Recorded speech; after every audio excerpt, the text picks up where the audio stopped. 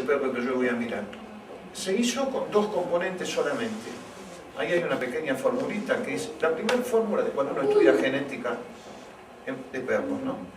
Fenotipo igual a genotipo más paratipo. Entonces el fenotipo es lo que yo veo en el momento que me lo muestran. También es un fenotipo, el diagnóstico es opinar sobre un fenotipo, lo que opina el veterinario sobre una placa de cadera o de codo. O también si yo me hago un análisis de sangre, todo ese resultado que me dan es la lectura de un fenotipo hecho por medios de laboratorio, no a simple vista. Entonces, ese perro de 18 meses, ¿por qué es como es? Solamente 2 cosas influyen. La genética, que es el genotipo, y el paratipo. El paratipo es el medio en un sentido amplio. El paratipo incluye el clima, la geografía, el estrés, la nutrición, la higiene, la inmunidad, el training, todo lo que va a influir en el desarrollo de la genética. Entonces, para lograr un buen fenotipo, ¿nosotros qué precisamos? Precisamos hacer una buena combinación para tener una genética buena, y después lo otro se llama crianza, que es a esa genética, que suponemos es buena, darle el medio óptimo para que se desarrolle en toda su potencialidad. Quiere decir que el criador, ¿qué hace? Esencialmente 2 cosas: las cruzas y después la crianza. Las cruzas es buscar la mejor genética, y la crianza es todo eso que se hace para que el perro se desarrolle de la mejor manera posible. Claro, no depende esta segunda parte solamente del criador, porque el perro a edad temprana generalmente sale del criadero y viene la parte que se llama recría, es decir, la cría en otro lado, la cría en el nuevo propietario. Tenemos que tener suerte. En Alemania no, porque en Alemania cualquiera que compra perros ya es porque tuvo perros, tiene mucha experiencia, los tíos tuvieron, los padres tuvieron. En Alemania no se venden perros gente nueva. No hay que explicarle que hay que darle de comer, o qué correa, o qué collar. Pero en nuestros países, la mayoría de los perros que vendemos van a gente nueva. Y esa gente nueva probablemente estropee el material que recibe. No tenemos nosotros la costumbre, si bien lo que yo pido es muy difícil, ¿no?, de seguir los perros que uno vende cuando están ya en manos del nuevo dueño y asesorarlo para que no se le estropee. Algunos lo hacemos, otros no tanto. Algunos lo hacemos con los perros que son muy buenos y con los que son más o menos no. Y resulta que algunos de esos que ahora son más o menos bien cuidados y bien manejados, y con un buen medio, a lo mejor después serían mejores.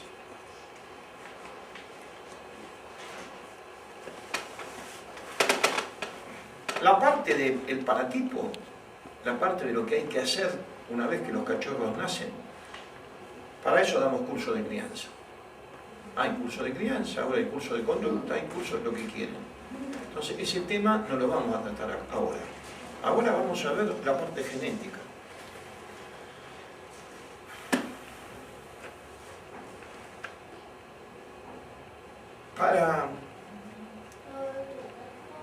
Vamos a tratar temas que a ustedes a lo mejor no les parecen muy relacionados con las líneas de sangre, pero van a ver que después sí están relacionados.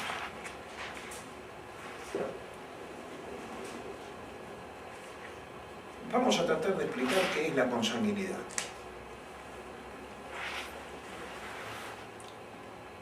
Para eso yo preciso que ustedes me contesten desde el criterio, desde el razonamiento, 3 o 4 preguntas. En una población grande, por ejemplo Bogotá, y tomando en cuenta muchas familias, no una sola, ¿qué se parecen más entre sí? ¿Los hermanos o los primos? ¿Qué son? ¿Ustedes qué son? ¿Más parecidos a sus hermanos o a sus primos? ¿Qué les parece a ustedes? Pues como a mis primos. ¿Qué les parece a ustedes? ¿Son más parecidos a sus hermanos o a sus primos? A los hermanos.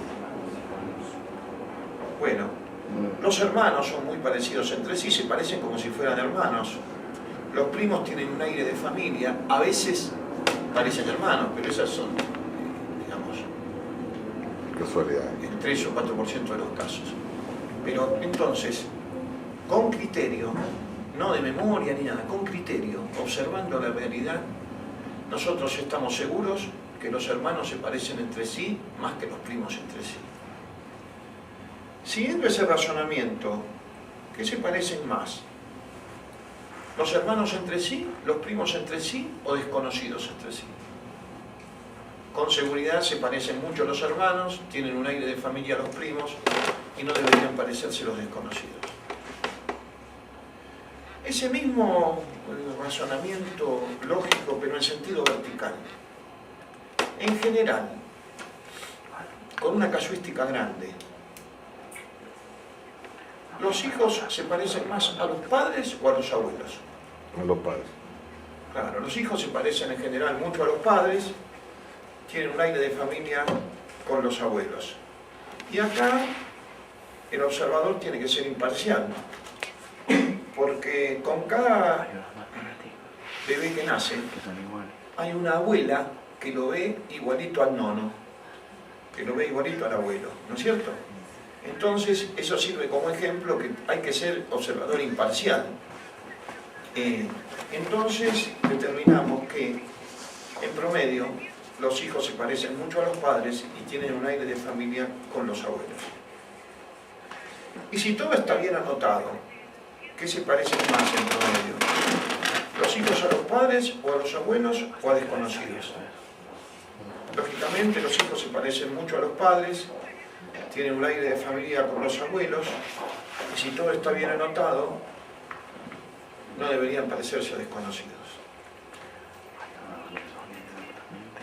Bueno, esto me permite a mí, si estoy convencido de esto, esa es la primera fórmula de genética cuando se habla de genética práctica para criadores, ¿no? La segunda es esta. ¿Quiénes son parientes más cercanos? ¿Hermanos entre sí, primos entre sí o desconocidos entre sí? Los hermanos son parientes muy cercanos, los primos tienen parentesco y los desconocidos no. Y lo mismo, ¿quiénes son parientes más cercanos? ¿Los hijos con los padres o con los abuelos o con desconocidos? Todos los padres. Los hijos son bien cercanos el parentesco con los padres, un poquito más lejos pero cercano con los abuelos, y no deberían tener parentesco con desconocidos. Entonces yo ya puedo hacer la segunda fórmula. Yo puedo decir, cuanto más cercano es el parentesco, más parecidos son los individuos.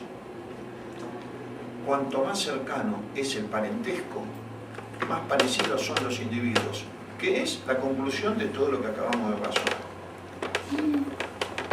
Claro, pero yo, como quiero ser un estudioso de este tema, voy a perfeccionar esta última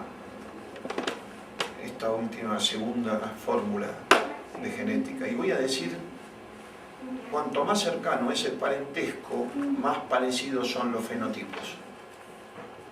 Porque ¿qué es lo que ustedes, el individuo que me muestran, qué dijimos? Que es un fenotipo que sale de la genética y el medio. Entonces la segunda fórmula es, cuanto más cercano es el parentesco, más parecidos son los individuos. ¿Por qué decimos eso? Y porque los hermanos se parecen más entre sí que los primos y los hijos se parecen a los padres más que a los abuelos y ninguno de esos se parece a desconocidos.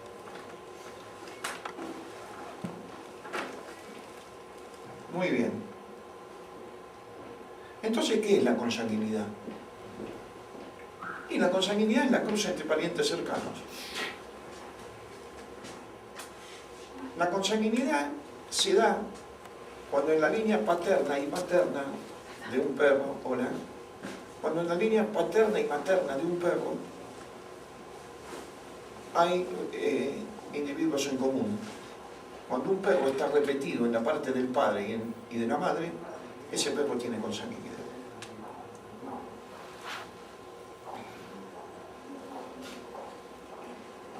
¿Qué tiene que ver esto con la línea de sangre? Nosotros dijimos que una cosa es un reproductor y otra una línea de sangre. Uno dice la línea de sangre de Ullmann-Sternheim. Y bueno, hasta ahora tiene influencia. O sea, pasaron 20 años y esos genes positivos siguen pudiendo utilizarse en forma positiva cuando uno lo hace con criterio. Claro, pero para usarlo con criterio, esa línea u otra línea, lo que hay que saber es cuáles son las virtudes y cuáles son los peligros de cada línea. Porque ustedes creen que todos los descendientes de Ullmann fueron campeones, no. Habrá habido peludos, de ojos claros, con manto no demasiado marcado. Entonces uno tiene que saber que de esa línea, ¿uno qué quiere hacer cuando cría en consanguinidad? Quiere fotocopiar un antepasado ilustre y positivo. La consanguinidad por sí sola no es ni buena ni mala. Si yo hago consanguinidad sobre el Bobby, que es hijo de cartucho y bicicleta, porque era el perro de mi abuelo y toda la familia lo quería, y bueno, si la herramienta usada da resultado, vamos a tener perros muy parecidos a cartucho y bicicleta.